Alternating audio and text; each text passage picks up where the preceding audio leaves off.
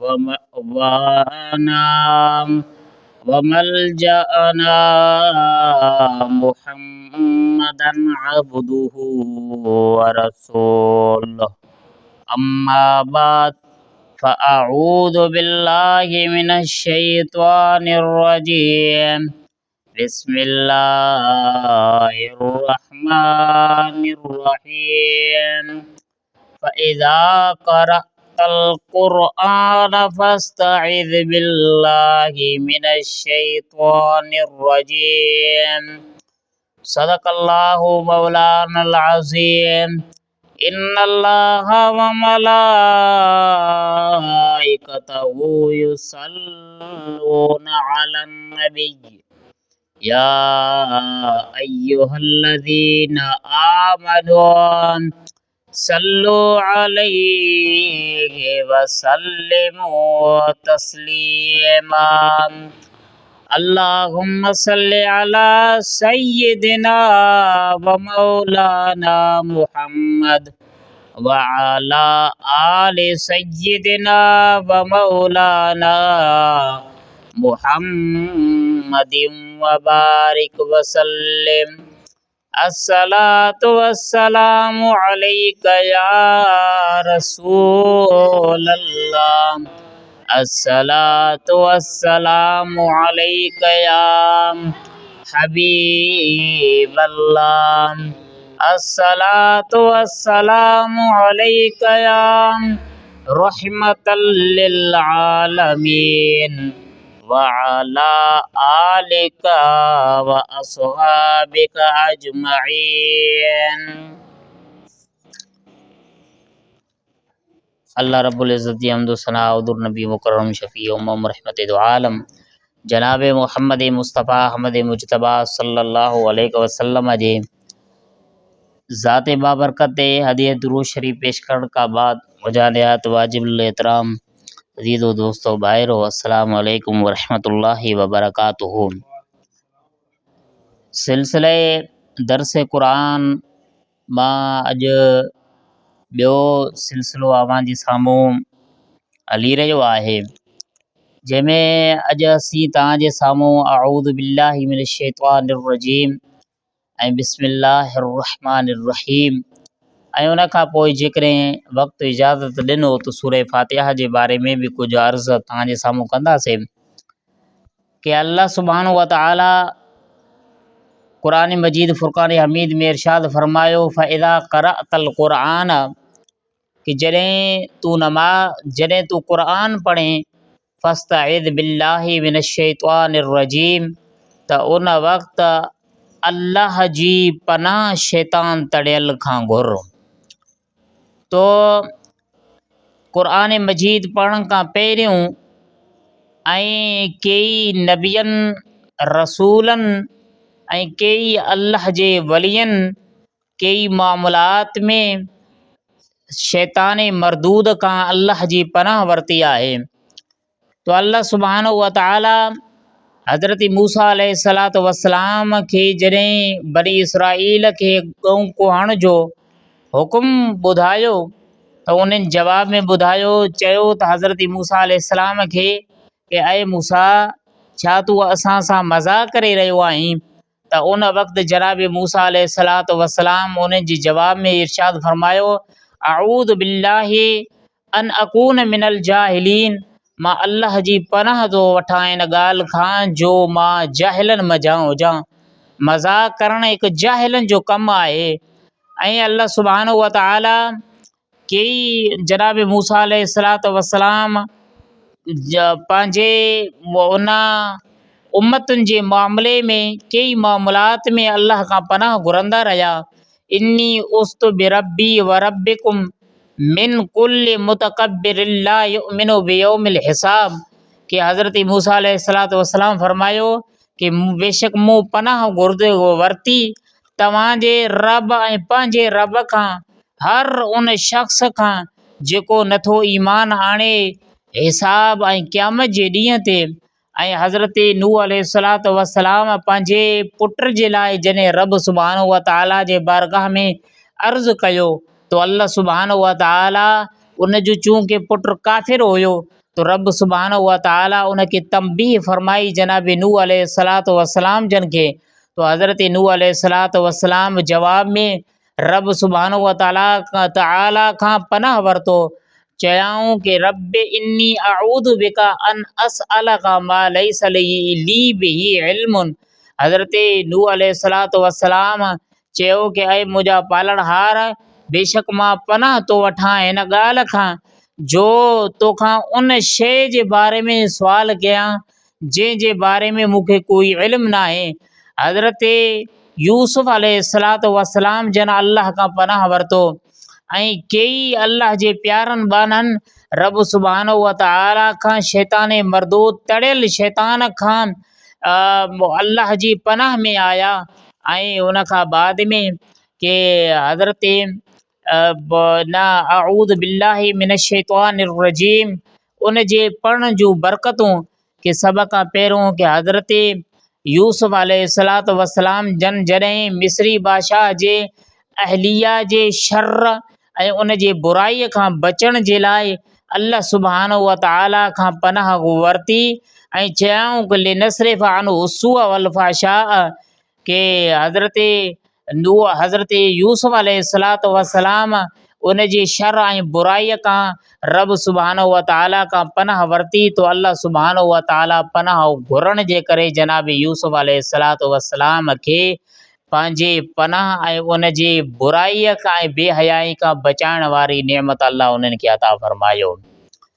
ऐं ॿियो अऊज़ु बिल्लाहि मिनश शैतानिर रजीम ऐं जंहिंजे बि शर तोड़े जो हज़रत सैयदना के ईसा अलैहिस्सलातु वस्सलाम जन जी वालदा जनाब सैयदा मरियम अलैहिस्सलातु वस्सलाम रब सुब्हानहू व तआला खां इन्नी अऊज़ु बिल्लाहि व ज़ुर्रियतहा मिनश शैतानिर रजीम औ कमा क़ाल अल्लाह सुब्हानहू व तआला फ़ी क़ुरानिल मजीद कि हज़रत मरियम अलैहिस्सलातु वस्सलाम घुरियो हुयो कि रब सुब्हानहू व तआला खां पनाह घुरियो हुयो कि अल्लाह कि मां जनाबे ईसा अलैहिस्सलातु वस्सलाम ऐं उन जी औलाद खे तुंहिंजी पनाह में थी ॾियां शैतान तड़ियल खां।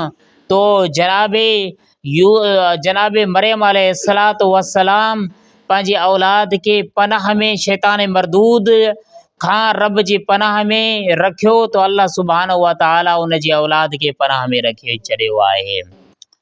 ऐं अऊज़ु बिल्लाहि मिनश शैतानिर रजीम उन जे पढ़ण जूं कई हिकमतूं आहिनि कि नंबर 1 अल्लाह सुब्हानहू व तआला ख़ुलिक़ल इंसानु दईफ़ा इंसान खे कमज़ोर पैदा कयो आहे। तो उन कवी मुसीबतुनि ऐं आफ़तुनि ऐं दुश्मन खे दूर करण जे लाइ अल्लाह जी ज़ात खां उन इंसान खे मदद वठणु घुरिजे छो त शैतान वॾो दुश्मन आहे।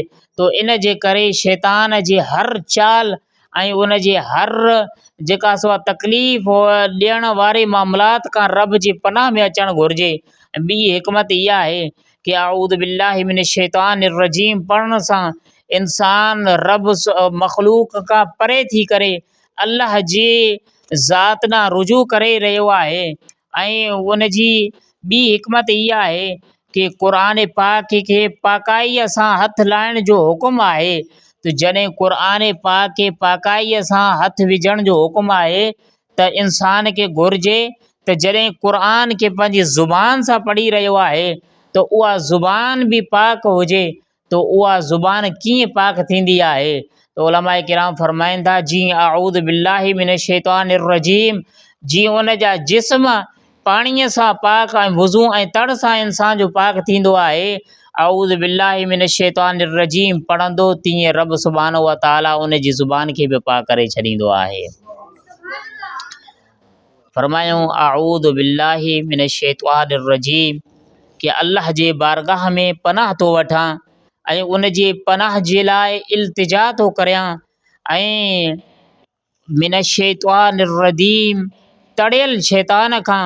ऐं अऊज़ु बिल्लाहि मिनश शैतानिर रजीम जा पढ़ण जा ॿिया बि फ़ाइदा आहिनि कि जॾहिं इंसान कावड़ जी हालत में कंट्रोल खां निकिरी वेंदो आहे त उन वक़्तु अऊज़ु बिल्लाहि पढ़ण सां रब सुभाणे व तआला उन जो बेजा गुस्सो कावड़ ऐं ग़लति ख़्याल ऐं वहम अल्लाह उन जा दूरि करे छॾींदो आहे ऐं बेजा गुस्सो ऐं ग़लति कावड़ खां अल्लाह उनखे बचाए छॾींदो आहे। ऐं ॿियो, जॾहिं बि इंसान जे दिलि में बातिल ख़्याल या दीन इस्लाम जे ख़िलाफ़ वहम ऐं शुबहा पैदा थियनि था, तो जॾहिं उहो अऊज़ु बिल्लाहि मिनश शैतानिर रजीम पढ़ंदो आहे त उन जे दिलि में जेके दीन इस्लाम या इंसान हुज़ूर मुस्तफ़ा करीम सल्लल्लाहु अलैहि वसल्लम जन जे सुन्नत जे ख़िलाफ़ जेके वहम ऐं वसवसा पैदा थींदा आहिनि, अल्लाह रब सुभाणे व तआला अऊज़ु बिल्लाहि पढ़ण जे फ़ाइदे जे करे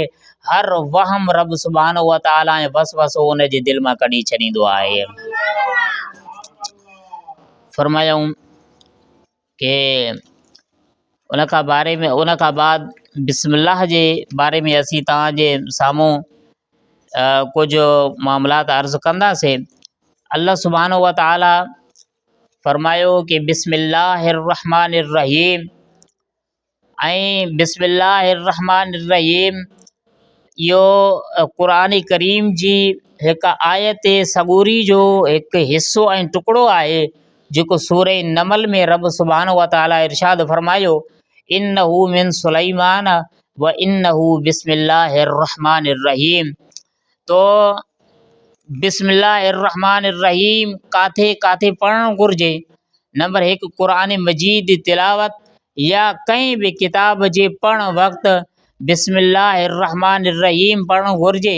ऐं नंबर 2, ख़त या कंहिं ॾे कुझु लिखण वक़्तु जीअं हज़रत सुलैमान अलैहिस्सलातु वस्सलाम बीबी बिल्कीस ॾांहुं ख़त लिखियो हुयो त उन में बिस्मिल्लाहिर रहमानिर रहीम इन्नहु मिन सुलैमान व इन्नहु बिस्मिल्लाहिर रहमानिर रहीम। ऐं हुज़ूर पुरनूर सल्लल्लाहु अलैहि वसल्लम जेके काफ़िरनि ऐं बादशाहनि ॾे ख़त मोकिलींदा हुया तो उन्हनि जी शुरूआत में बि बिस्मिल्लाहिर रहमानिर रहीम लिखंदा हुया। तो इन जे करे कि ख़त या कंहिं बि जेका सो मामले या कंहिं किताब जी लिखण वक़्तु बिस्मिल्लाहिर रहमानिर रहीम सां शुरूआत करणु घुरिजे। ऐं नंबर 3, कि हज़रत जेकी बि सुलहनामा या दस्तावेज़ जेके मामलात हूंदा आहिनि उन्हनि जी शुरूआत जे वक़्तु बि बिस्मिल्लाहिर रहमानिर रहीम सां करणु घुरिजे। कि इंसान खाधो खाइण वक़्तु या पाणी पीअण वक़्तु, वुज़ू शुरू करण वक़्तु या सुवारीअ ते सुवार थियण वक़्तु, मस्जिद में दाख़िल थियण ऐं निकिरण वक़्तु, ऐं घर में दाख़िल थियण वक़्तु, ऐं घर मां निकिरण वक़्तु, राति जो सुम्हण वक़्तु, ऐं जेका सो खाधे ऐं पीते जे थांवनि खे ढकण वक़्तु, बैतुल ख़ला ॾे वञण वक़्तु, बाज़ार ॾे वञण वक़्तु, जंग शुरू करण वक़्तु ऐं जानवर खे ज़िबा करण वक़्तु बिस्मिल्लाहिर रहमानिर रहीम अल्लाहु अकबर चई करे तो इहे जेके बि मामलात आहिनि उन्हनि सभिनी जी शुरूआत जी करण वक़्तु बिस्मिल्लाहिर रहमानिर रहीम सां करणु घुरिजे। ऐं उन खां अलावा जेके बिस्मिल्लाहिर रहमानिर रहीम जी लफ़्ज़ी तहक़ीक़ ऐं मानवी तहक़ीक़ ऐं बिस्मिल्लाहिर रहमानिर रहीम जी जेका तफ़सीर आहे, तो बिस्मिल्लाहिर रहमानिर रहीम मां पढ़ां थो अल्लाह जे नाले सां जेको सभ खां वॾो महिरबान रहम फरमाईंदड़ आहे। अल्लाह जे नाले सां पढ़ां थो। ऐं उलमाए किराम फरमाइनि था जंहिं बि कम जी शुरूआत में उन इंसान बिस्मिल्लाहिर रहमानिर रहीम पढ़ियो, मिसाल जे तौर ते कि खाधे खाइण खां पहिरियों उन बिस्मिल्लाह शरीफ़ सगोरी पहिरियों पढ़ियो या पाणी पीअण खां पहिरियों पढ़ियो या तो हर मामले जे जंहिं बि मामले जे शुरू में उन बिस्मिल्लाह शरीफ़ पहिरियों पढ़ियो तो उन हिसाब सां सभ खां पहिरियों फेल उन जो महज़ूफ़ निकिरंदो। मिसाल जे तौर ते खाधे जे खाइण खां पहिरियों उन बिस्मिल्लाह पढ़ियो त पोइ उन जो लफ़्ज़ आकुल ऐं लफ़्ज़ खाइण वारो फेल उन जी शुरू में निकिरंदो त पोइ तर्जुमो ईअं थींदो कि मां अल्लाह जे नाले सां ई मानी खावां थो जेको सभ खां वॾो महिरबान आहे, रहम फरमाईंदड़ आहे। पाणी पीअण खां पहिरियों जेकॾहिं बिस्मिल्लाह शरीफ़ पढ़ियोसि त पोइ तर्जुमो ईअं थींदो कि अशरबो बिस्मिल्लाहिर रहमानिर रहीम, अल्लाह जे नाले सां ही पीअण वारी शइ मां पीआं थो जेको सभ खां वॾो महिरबान आहे, रहम फरमाईंदड़ आहे। जेकॾहिं क़ुर शरीफ़ या कंहिं बि किताब खे पढ़ण जे वक़्तु जेकॾहिं बिस्मिल्लाह शरीफ़ पढ़िबो त पोइ ईअं थींदो कि अक़रउ बिस्मिल्लाहिर रहमानिर रहीम, अल्लाह जे नाले सां क़ुर शरीफ़ या जेको बि किताब आहे उनखे पढ़ी रहियो आहियां जेको सभ खां वॾो महिरबान आहे, रहम फरमाईंदड़ आहे। नाज़रीन सामिन किराम के बिस्मिल्लाह शरीफ़ पढ़ण जा जेके ॿिया फ़ाइदा आहिनि उन मज़ा हिकु इहो आहे कि जेको शख़्स सुवारीअ ते सुवार थींदे बिस्मिल्लाहिर रहमानिर रहीम ऐं अल्हम्दुलिल्लाह पढ़ंदो त उन जे जानवर जे हर विख जे बदिले में रब सुब्हानहू व तआला उन पढ़ण वारे बिस्मिल्लाह पढ़ण वारे जे नाम या अमाल में नेकियूं लिखंदो रहंदो आहे। मिसाल जे तौर ते उन जानवर 1000 विख खयां तो रब सुब्हानहू व तआला उन सुवारी वारे शख़्स जे लाइ 1000 नेकियूं उन जे नाम या अमाल में लिखंदो रहंदो आहे। ऐं ॿेड़ीअ में सुवार थींदे बिस्मिल्लाहिर रहमानिर रहीम ऐं अलहम्दु शरीफ़ पढ़ंदो कि जेसीं ताईं उन ॿेड़ीअ में सुवार हूंदो तेसीं ताईं रब सुब्हानहू व तआला उन जे लाइ उन पढ़ंदड़ जे लाइ नेकियूं लिखंदो रहंदो। ऐं नंबर 3, जेकॾहिं को बीमार शख़्स बिस्मिल्लाह पढ़ी करे दवा पीअंदो तो अल्लाह सुब्हानहू व तआला उन बिस्मिल्लाह पढ़ण जे करे रब सुब्हानहू व तआला उनखे इंशाअल्लाह फ़ाइदो ऐं शिफ़ा ॾेई छॾींदो आहे। ऐं राति ऐं ॾींहं में 24 घंटा आहिनि जिन मां 5 नमाज़ूं वारा जेके औकात आहिनि उहे जेकॾहिं कटिजनि त उन में बाक़ी 19 कलाक उन जा बचंदा। जेकॾहिं को शख़्स बिस्मिल्लाहिर रहमानिर रहीम पढ़ंदो रहंदो तो बिस्मिल्लाह में जेके 19 हर्फ़ आहिनि हर हर्फ़ जे बदिले में अल्लाह सुब्हानहू व तआला हिकु कलाक जी इबादत उन पढ़ण वारे जे लाइ लिखी छॾींदो आहे। फरमायूं कि जेके बिस्मिल्लाह पढ़ण जे बारे में जेके मसाइल आहिनि उन मज़ा पहिरियों मसइलो इहो आहे कि जेको हाफ़िज़ क़ुर तरावीह में क़ुर करीम ख़तमु करे त उहो हर सूरत खां पहिरियों बिस्मिल्लाहिर रहमानिर रहीम आवाज़ सां पढ़े, यानी हूअं जेका सो क़ुर करीम जी ख़तमु पढ़ी रहियो आहे नमाज़ में न, नमाज़ खां अलावा मसइलो आहे। ऐं सूरह तौबा खां अलावा बाक़ी हर सूरत बिस्मिल्लाहिर रहमानिर रहीम सां शुरूआति करणु घुरिजे। नाजाइज़ कम खां अलावा नाजाइज़ कम जी शुरूआति बिस्मिल्लाह सां करणु मना आहे। बाक़ी नाजाइज़ कम खां अलावा हर बरकत वारे कम जी इब्तिदा ऐं शुरूआति बिस्मिल्लाहिर रहमानिर रहीम सां करणु घुरिजे। ऐं फरमायूं कि जानवर खे कोहण वक़्तु बिस्मिल्लाहिर रहमानिर रहीम पढ़णु वाजिबु आहे। तो मां तव्हांजे साम्हूं बिस्मिल्लाहिर रहमानिर रहीम जे बारे में कुझु मसाइल तव्हांजे साम्हूं बयानु कया। तो हाणे सूरह हमद यानी अल्हम्दुलिल्लाहिर रहमानिर रहीम, अल्हम्दुलिल्लाहि रब्बिल आलमीन अर्रहमानिर रहीम मालिक यौमिद्दीन, तो सूरह हमद जे बारे में कुझु अवांसे साम्हूं बयानु करे रहिया आहियूं। तो सूरह हमद जा सभ खां पहिरियों कुझु नाला अवांजे साम्हूं बयानु कंदासीं कि सूरह हमद जो सभ खां पहिरियों नालो आहे फ़ातिहतुल किताब। हज़रत अबू हुरैरा रज़ियल्लाहु तआला अन्हु जन का रिवायत आहे, वो फरमाइंदा कि नबी मुकरम सल्लल्लाहु अलैहि वसल्लम जन फरमायो कि हिय उम्मुल क़ुरान व हिय फ़ातिहतुल किताब व हिय सबउसानी।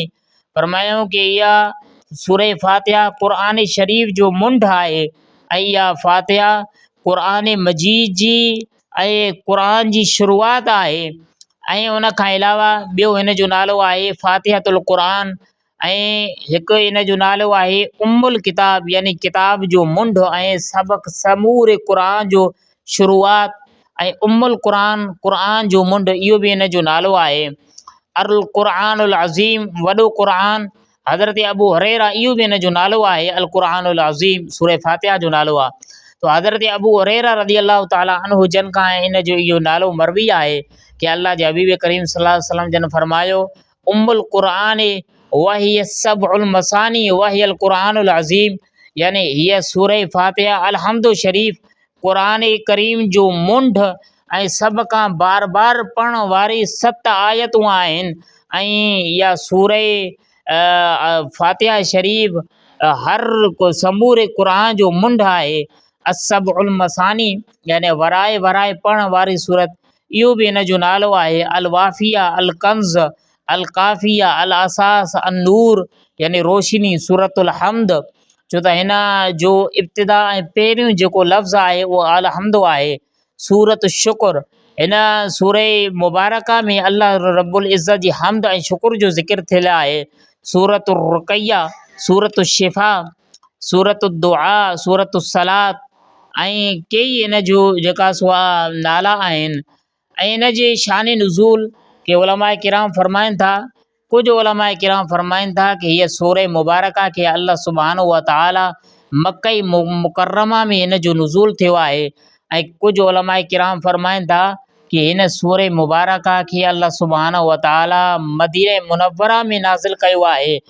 तो कुछ उलमा किराम फरमाइनि था कि हिन सूरह मुबारका खे अल्लाह सुब्हानहु व तआला 2 भेरा नाज़िल फरमायो आहे।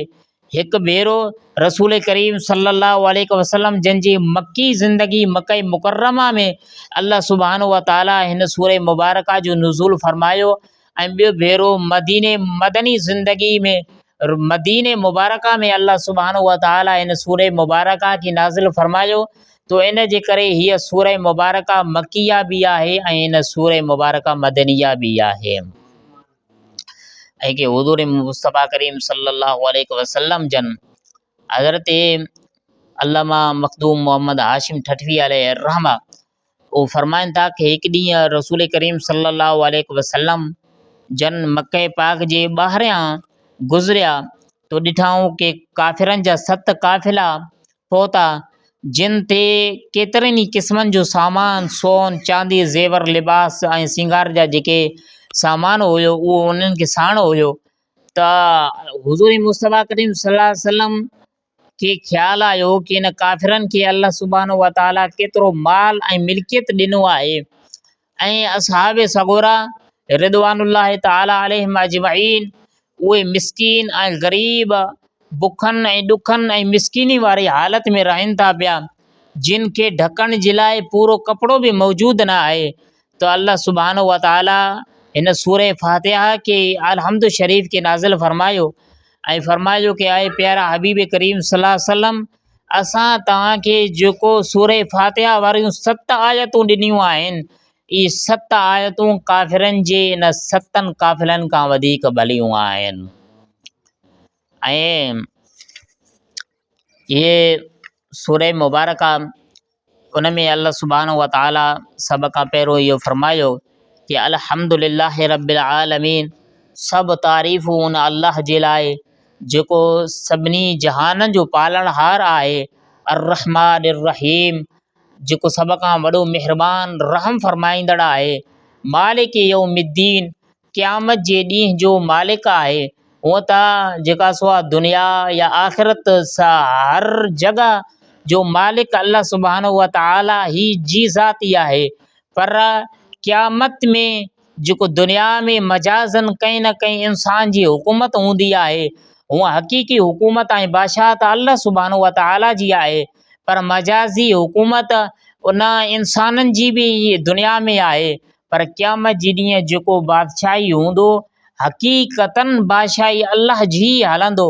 तो इन जे करे अल्लाह फरमायो मालिक यौमिद्दीन, जंहिं ॾींहुं क़यामत में हक़ीक़ी बादशाही उन ख़ालिक़ काइनात जी हूंदी, तो उन क़यामत वारे ॾींहं जो मालिक उहो रब करीम जी ज़ात आहे। मालिक यौमिद्दीन, इय्याका नअबुदु व इय्याका नस्तईन, के ए रब असीं तुंहिंजी इबादत कयूं था ऐं तोखां ई ख़ासि मदद घुरूं था। के इहदिनस सिरातल मुस्तक़ीम, असांखे सिधे वाट ते तूं हलाए। सिरातल लज़ीना अनअमत अलैहिम, उन्हनि माण्हुनि जो रस्तो ऐं वाट जिन ते तूं ख़ालिक़ काइनात इनाम फरमायो। गैरिल मग़दूब अलैहिम वलद्दालीन, न उन्हनि जो रस्तो जिन ते तुंहिंजो गज़ब थियल आहे, ऐं या जेके गुमराही वारे रस्ते ते आहिनि त उन गज़ब थियल वारनि माण्हुनि जो रस्तो बि न, ऐं गुमराह वारनि जो रस्तो बि न, बल्कि जंहिं ते तूं रब जो इनाम थियल आहे। ऐं हबीब करे ए रब्बुल आलमीन, तूं असांखे उन इनाम थियल बाननि जे रस्ते ते हलाए। ऐं उलमा किराम फरमाइनि था कि रब सुब्हानहु व तआला हिन सूरे हमद में, अलहम्द शरीफ़ में, अल्लाह सुब्हानहु व तआला बाननि खे हिकु क़िस्म जे दुआ घुरण जी तालीम बि ॾिनी आहे। तो उहो इन तरह सां कि इहदिन सिरातल मुस्तक़ीम, जंहिंमें बानो पंहिंजे लाइ दुआ घुरी रहियो आहे कि ए अल्लाह असांखे सिधी वाट ते हलाए। उन खां पहिरियों कि रब सुब्हानहु व तआला बाननि खे ऐं मख़लूक खे इहो तालीम ॾिनो कि उन इहदिन सिरातल मुस्तक़ीम, सिधे वाट ते हलाइण वारे दुआ खां पहिरियों, सभ खां पहिरियों जेकॾहिं तव्हांखे दुआ घुरणो आहे त उन रब सुब्हानहु व तआला जी हमद ऐं उन जी तारीफ़ ऐं सना बयानु कयो। अल्हम्दुलिल्लाहि रब्बिल आलमीन, जंहिंमें अल्लाह सुब्हानहु व तआला बाने खे सेखारियो आहे कि दुआ घुरण खां पहिरियों उन रब जी तव्हां हमद ऐं सना बयानु कयो। अल्लाह फरमायो कि सभु तारीफ़ूं अल्लाह जे लाइ आहिनि, जेको सभिनी जहाननि जो पालणहार आहे। अर्रहमान अर्रहीम, उहो कहिड़ो अल्लाह आहे, उन जी पहिरीं सिफ़त इहा आहे त समूरे जहाननि जो पालणहार आहे। ऐं ॿी सिफ़त इहा आहे कि अर्रहमान, उहो सभ खां वॾो महिरबान। टीं सिफ़त इहा आहे कि सभ खां वॾो रहम कंदड़ आहे। मालिक यौमिद्दीन, उन जी चौथीं सिफ़त उन अल्लाह जी इहा आहे जेको क़यामत जे ॾींहं जो हक़ीक़ी मालिक ऐं बादशाह आहे। उन खां बाद में अल्लाह जे बारगाह में बानू अर्ज़ु कंदो आहे कि ए रब्बुल आलमीन, कि मां तुंहिंजी हमद ऐं सना बयानु करण खां बाद में असीं जेको इबादत कंदा आहियूं उहो कंहिंजे लाइ कंदा आहियूं।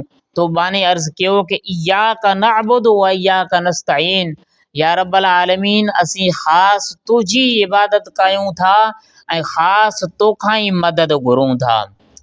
तो उन खां बाद में बानू अर्ज़ु कंदो आहे, पंहिंजी दुआ में घुरंदो आहे कि इहदिन सिरातल मुस्तक़ीम, या रब्बल आलमीन, असांखे सिधे वाट ऐं सिराते मुस्तक़ीम ते हला।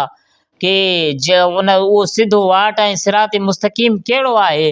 तो बानू अर्ज़ु कयो कि सिरातल लज़ीना अनअमत अलैहिम, जंहिंमें अल्लाह सुब्हानहु व तआला पंहिंजे बाने खे इहो दुआ बि सेखारियो कि उहो उन्हनि माण्हुनि जो रस्तो जंहिं ते तूं रब सुब्हानहु व तआला जो इनाम थियल आहे।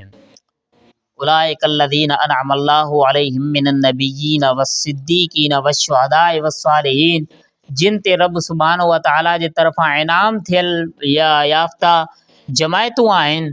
उहो हिकु त हीअ आहे कि नबियनि ऐं रसूलनि जो जमायत, ऐं ॿियो सिद्दीक़नि जी जमात, टियों शहीदनि जी जमात, ऐं चोथों सालिहनि ऐं नेक सालिह अल्लाह जे वलियनि ऐं उलमा जी जमात। तो फरमायो कि इहे 4 जमायतूं आहिनि जंहिं ते रब सुब्हानहु व तआला जी इनाम थियल आहे, याफ़्ता जमायतूं आहिनि। तो इन में अल्लाह सुब्हानहु व तआला फरमायो कि पंहिंजे बाने खे सेखारियोसि कि जेकॾहिं उन रब सुब्हानहु व तआला खां तोखे दुआ घुरणो आहे तो उन रब सुब्हानहु व तआला जे इहदिन सिरातल मुस्तक़ीम, अल्लाह जी हमद ऐं सना ऐं सिफ़तूं बयानु करण खां बाद में त बानू अर्ज़ु कंदो आहे कि या रब्बल आलमीन, मूंखे सिधी वाट ते हलाए। उन्हनि माण्हुनि जो वाट ऐं रस्तो जंहिं ते तूं रब सुब्हानहु व तआला जो इनाम ई कयो, न उन्हनि जो जेके गुमराह थियल ऐं न उन्हनि जो जिन ते तुंहिंजो ॾमर थियल आहे। उलमा किराम फरमाइनि था कि ॾमर थियल वारा ऐं गुमराह उहे केरु आहिनि? तो फरमाइनि था कि उहे यहूदी ऐं ईसाई आहिनि, जेके गुमराह बि आहिनि ऐं उन्हनि ते अल्लाह जे दालीन यानी ॾमर थियल वारी जमायत बि आहिनि। तो बानो रब सुब्हानहु व तआला पंहिंजे बाने खे इहो सेखारियो कि उन ॾमर थियल यानी ऐं गुमराहनि जो रस्ते ते न हलाए। उहे जेके यहूदी ऐं ईसाई आहिनि उन्हनि जे रस्ते ते या रब्बल आलमीन न हलाए, बल्कि पंहिंजी उम्मत जे सभ खां पहिरियों पंहिंजे नबियनि जे रस्ते ते ऐं ॿिए नंबर जे सिद्दीक़नि जे रस्ते ते, ऐं टे नंबर शहीदनि, ऐं चोथे नंबर ते नेक सालिहनि जे रस्ते ते या रब्बल आलमीन असांखे हलाए। तो अॼु असीं अव्हां जे साम्हूं सूरे फातिहा जूं कुझु उन जे बारे में अर्ज़ु कयोसीं। सूरे मुबारका जूं फ़ज़ीलतूं कुझु अव्हां जे साम्हूं बयानु कंदासीं कि हज़रत सईद बिन मुअल्ला रज़ी अल्लाह ताला अन्हु जन खां रिवायत आहे कि अल्लाह जे हबीब करीम सल्लल्लाहु अलैहि वसल्लम जन मूंखे सॾु करे फ़रमायो कि जेकॾहिं मां मस्जिद शरीफ़ खां ॿाहिरि निकिरंदुसि त उन वक़्तु तोखे कि हिकु सूरे मुबारका ॿुधाईंदुसि जेका सूरत क़ुरान मजीद में सभ खां वॾी शान वारी आहे। तो उन्हनि रावी अर्ज़ु कयो कि हुज़ूर मुस्तफ़ा करीम सल्लल्लाहु अलैहि वसल्लम जन दरवाज़े तां मस्जिद शरीफ़ जे दरवाज़े खां ॿाहिरि पेर निकिरण जे वक़्तु अल्लाह जे हबीब करीम सल्लल्लाहु अलैहि वसल्लम मूंखे अल्हम्दुलिल्लाहि रब्बिल आलमीन इहा सूरह मुबारका सेखारी। फरमायाईं कि इहा सूरह मुबारका खे रब सुब्हानहु व तआला क़ुरान मजीद में सभ खां वॾे शान ऐं मक़ाम ऐं मर्तबो रब सुब्हानहु व तआला इन सूरत खे अता फ़रमायो आहे। ऐं नंबर 2 कि हज़रत उबई बिन काब रज़ी अल्लाह ताला अन्हु जन खां रिवायत आहे। उहे फरमाइनि था कि अल्लाह सुब्हानहु व तआला तौरेत इंजील में सूरह फातिहा जहिड़ी सूरत कोन नाज़िल फरमाई आहे जेका रब सुब्हानहु व तआला सूरह फातिहा जहिड़ी सूरत क़ुरान मजीद में नाज़िल फरमाई आहे। ऐं हज़रत सैयदना हुज़ैफ़ा बिन यमान रज़ी अल्लाह ताला अन्हु जन खां रिवायत आहे। उहे फरमाइनि था कि हुज़ूर मुस्तफ़ा करीम सल्लल्लाहु अलैहि वसल्लम जन फरमायो कि अल्लाह सुब्हानहु व तआला कंहिं क़ौम ते अज़ाब मोकिलण जो इरादो फरमाईंदो आहे, जो उन खां बाद उन क़ौम जो को छोकिरो कंहिं मकतबे में या मदरसे में या मस्जिद शरीफ़ में बिस्म अल्हम्दुलिल्लाहि रब्बिल आलमीन पढ़ंदो आहे तो रब सुब्हानहु व तआला उन क़ौम तां 40 सालनि जो अज़ाब उन्हनि तां खणाए छॾींदो आहे। ऐं हज़रत इब्न अब्बास रज़ी अल्लाह ताला अन्हुमा खां मरवी आहे। उहे फरमाइनि था कि फातिहतुल किताब तअदिलु बिसुलसाइल क़ुरान, सूरह फातिहा यानी अलहम्दु शरीफ़ इहा सूरत क़ुरान करीम जे 2 टिहाइनि जे बराबरि आहे। जेको 3 मरतबा सूरह फातिहा खे पढ़ंदो तो गोया कि उन सूरह समूरे क़ुरान जी उन ख़तम मुबारक मुकमल करे छॾियो आहे। ऐं हिकु इन जी इहा बि आहे कि हज़रत अलीउल मुर्तज़ा रज़ी अल्लाह ताला अन्हु जन खां रिवायत आहे। उहे फरमाइनि था कि असांखे अल्लाह जे नबी पाक सल्लल्लाहु अलैहि वसल्लम जन हिकु हदीस ॿुधाई कि हज़रत अलीउल मुर्तज़ा रज़ी अल्लाह ताला अन्हु जन जो उन वक़्तु रंग फिरी वियो चेहरे मुबारक जो कि ऐं रसूल करीम सल्लल्लाहु अलैहि वसल्लम जन फरमायो आहे कि इन्नहा नज़लत मिन कंज़िन तहतल अर्श, कि अल्लाह सुब्हानहु व तआला इहा सूरह मुबारका जेका सूरह फातिहा नाज़िल फरमाई आहे इहा सूरत अर्श जे हेठां ख़ज़ाने मां रब सुब्हानहु व तआला उनखे नाज़िल फरमाई आहे। ऐं हज़रत अनस रज़ी अल्लाह ताला अन्हु जन खां रिवायत आहे। उहे फरमाइनि था कि अल्लाह जे हबीब करीम सल्लल्लाहु अलैहि वसल्लम जन फरमायो कि जेको शख़्स बिस्तरे ते पासो रखे ऐं उन वक़्तु सूरह फातिहा ऐं कुल हुअल्लाह शरीफ़ पढ़ंदो आहे तो रब सुब्हानहु व तआला उन अलहम्दु शरीफ़ पढ़ण वारे शख़्स खे हर शइ खां सवाइ मौत जे हर शइ खां अल्लाह सुब्हानहु व तआला उनखे महफ़ूज़ करे छॾींदो आहे। तो बार सूरह फातिहा जे बारे में कुझु अव्हां जे साम्हूं अर्ज़ु कयोसीं। अल्लाह सुब्हानहु व तआला खां दुआ आहे कि असां